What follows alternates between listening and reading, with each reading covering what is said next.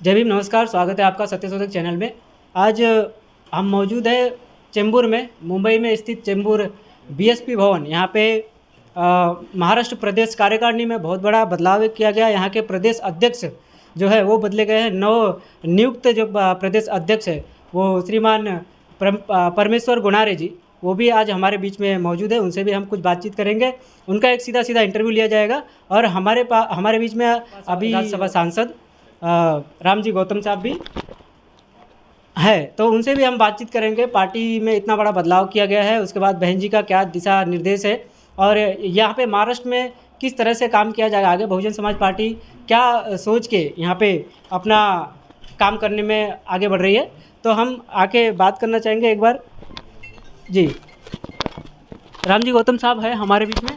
तो साहब, इतना बड़ा एक कदम उठाया गया है, ये किसके सलाह पे उठाया गया है, या फिर बहन जी कुछ परिवर्तन करना चाहती थी, या फिर परिणाम को कुछ मद्देनज़र देखते हुए? देखिए, जो भी परिवर्तन तो बीएसपी में होता ही रहता है, इसमें कोई दिक्कत नहीं है कि कैडर बेस्ड पार्टी है और कैडर में से ही आगे लोग बढ़ते रहते हैं। और जो परिवर्तन है वो पार्लियामेंट को देखते हुए रखा गया है। और निस्संदेह बीएसपी बहुत अच्छा महाराष्ट्र में करना चाहती है। और यहाँ पर इसीलिए हमने जो हमारे ट्राइबल समाज से जो हमारे हमारे जो प्रदेश अध्यक्ष जो हैं वो परमेश्वर गुनारे जी ट्राइबल समाज से आते हैं। और ट्राइबल समाज को महाराष्ट्र में काफ़ी इग्नोर किया गया, लंबे समय से उनकी कोई देखने वाला नहीं, उनकी सुनने वाला नहीं है। तो इन सब बातों को मद्देनजर रखते हुए माननीय बहन जी ने एक हम लोगों से बोला कि हम ट्राइबल जो आदिवासी समाज से प्रदेश अध्यक्ष बनाना चाहते हैं। तो उसमें हमारे जो सबसे जो बेहतर उम्मीदवार के रूप में जो सामने आए हैं परमेश्वर गुनारे जी हैं, चूँकि वो पार्टी से लंबे समय से पार्टी की मूवमेंट में लगे रहे, बामसेफ में भी रहे और बामसेफ के बाद रिटायरमेंट के बाद भी लंबे अरसे तक पार्टी में मूवमेंट में काम करते रहे। तो सभी लोगों ने उनके नाम पर रिकमेंडेशन किया, तो उनको प्रदेश का अध्यक्ष बनाया गया है। और हमें पूरी आशा और विश्वास भी है कि बहुजन समाज पार्टी आने वाले समय में महाराष्ट्र में एक बड़ी ताकत बनकर बढ़ने वाली है। हम जानना चाहेंगे यहाँ पे कि रामजी गौतम साहब को वर्तमान में उनके पास क्या पद है महाराष्ट्र में, किस पद पे वो काम कर रहे हैं? मैं महाराष्ट्र के अंदर में state coordinator, central state coordinator के रूप में यहाँ पे काम कर रहा हूँ। और इसके साथ ही मेरे पास कई और भी प्रांत हैं, उसमें से महाराष्ट्र भी आता है। एक महाराष्ट्र भी आता है। तो हम रुक करेंगे यहाँ पे।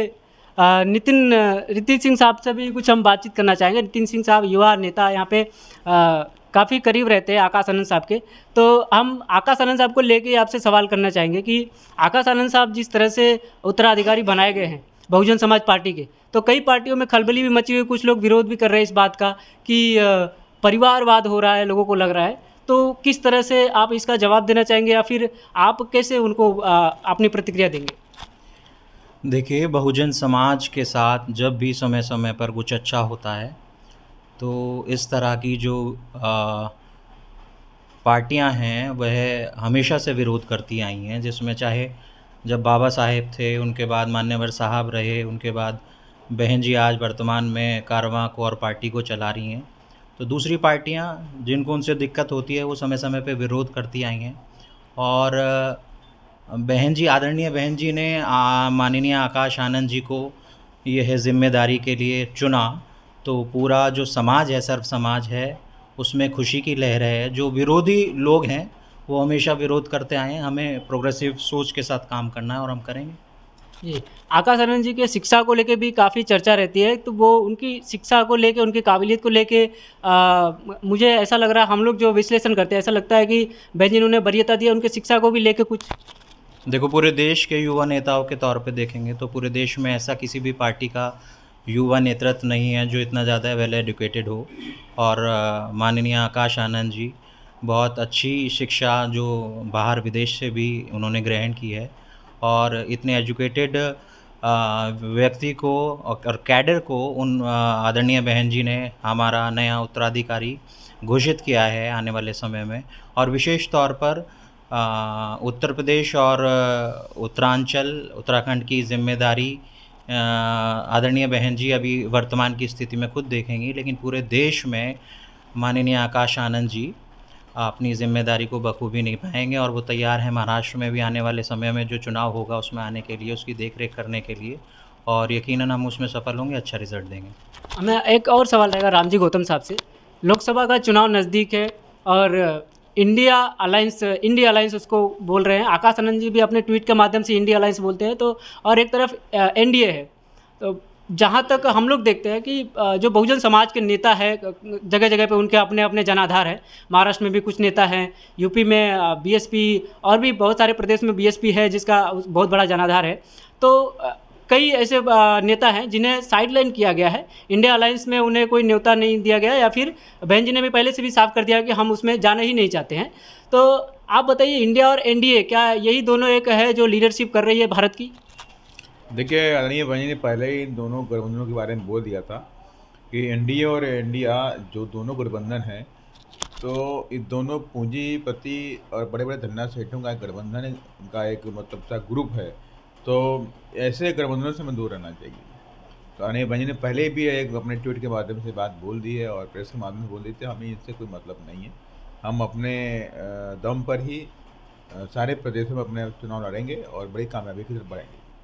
अच्छा, तो बहुजन समाज पार्टी ऐसा हो सकता है क्या कि जो पार्टियां हैं विचारधारा पे बीएसपी के विचारधारा से मिलती जुलती हैं, उन्हें मिला के अलायंस बनने का कोई चांस है क्या? कोई ऐसा कुछ मौका है क्या? आदरणीय भाई ने ये बोला कि जिनका वोट ट्रांसफरेबल है, जिनका वोट ट्रांसफर हो सकता है हमारी तरफ, और वो ऐसी पार्टियों के साथ में हम कोई बात वार्ता कर सकते हैं। जिनका वोट ट्रांसफरेबल नहीं, उनसे कोई बात नहीं करते। मतलब किसी भी तरह का ऐसा कुछ एटीट्यूड नहीं रखा गया पार्टी की तरफ से कि हम किसी के साथ नहीं है।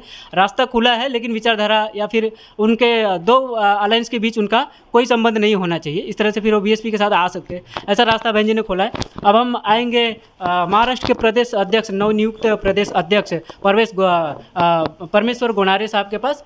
तो अपने कैमरामैन से मैं करना चाहूँगा कि सामने से आके एक अच्छी सी फ्रेम बना के यहाँ पे रखें।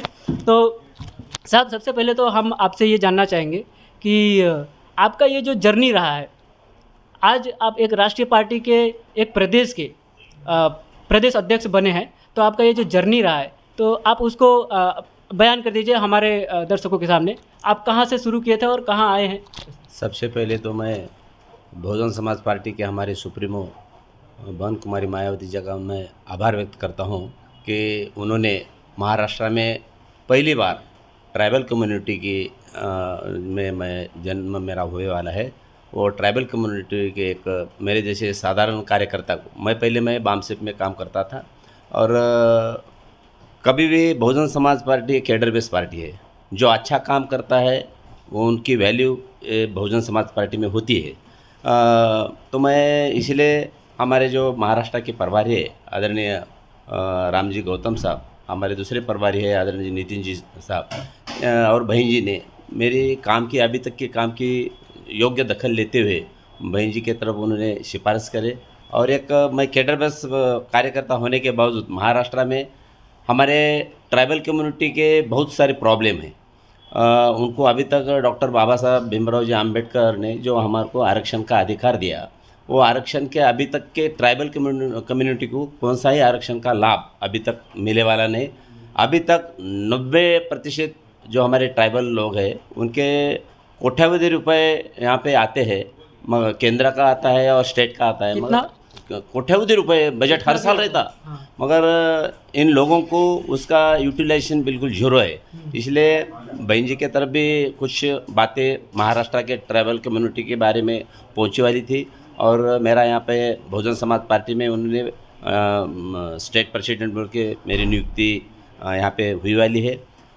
सही मायने में एक कैडर बेस्ड पार्टी होने के बावजूद अभी महाराष्ट्र में पूरे हमारे जो कार्यकर्ता होंगे, जो हमारे बूथ, सेक्टर, विधानसभा और जिला कमेटी, ये जो है अभी कैडर बेस्ड के तरीके से हो जाएंगे। सभी समाज को यहाँ पे प्रतिनिधित्व मिलने वाला है। और अभी सभी लोगों में महाराष्ट्र के बहुत भारी उत्साह है कि हम कुछ ना कुछ तो भी अभी नया यहाँ पे महाराष्ट्र में रिजल्ट देने वाले हैं।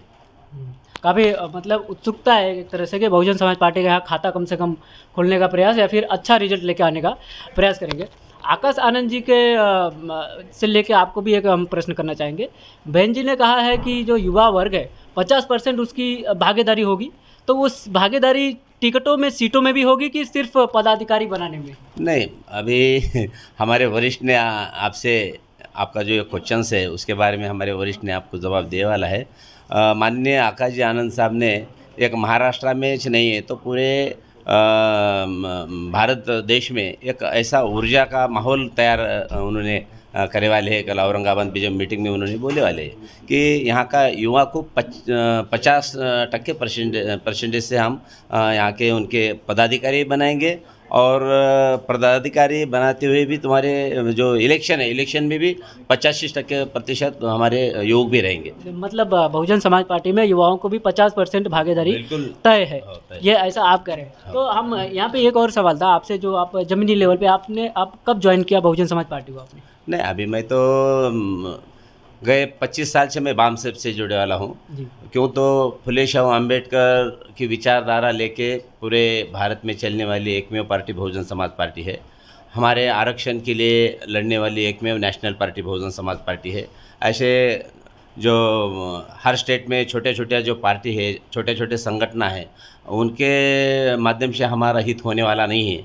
इसलिए बहुजन समाज पार्टी एक बहन कुमारी मायावती जी की पार्टी है कि वो आरक्षण के लिए अभी तक लड़ाई लड़ रही है। इसलिए एक कैडर बेस पार्टी होने के बावजूद और बहुजन का हित संभालने वाली पार्टी होने के बावजूद मैं बहुजन समाज पार्टी से गए 26 साल से जुटे वाला हूं। जी, बस एक लास्ट सवाल है। वंचित बहुजन आघाड़ी जो है यहाँ पे एक प्रकाश अंबेडकर साहब, वो बाबा साहब के खून के रिश्ते में आते हैं, तीसरी पीढ़ी है, तो उनके ऊपर आपकी क्या प्रतिक्रिया? वंचित बहुजन आघाड़ी वो भी काफ़ी सक्रिय नज़र आ रही है राजनीति में, महाराष्ट्र की राजनीति में, तो आप एक नज़र उन पर भी? नहीं, अभी जिनके उनके पार्टी के उनका वो महत्व होता है। मैं मेरे पार्टी के बारे में बोलूँगा, मैं वंचित बहुजन आघाड़ी के पार्टी में मैं कुछ भी। जी जी, ठीक है ठीक है। तो ये थे हमारे बीच में महाराष्ट्र प्रदेश के अध्यक्ष बहुजन समाज पार्टी के परमेश्वर गुनारे साहब, और हमने बात किया रामजी गौतम साहब से भी और नितिन सिंह साहब से भी। उम्मीद करते हैं आपको ये वीडियो अच्छी लगेगी और हमारे चैनल को लाइक करें, सब्सक्राइब करें और शेयर करते रहें। नमस्कार।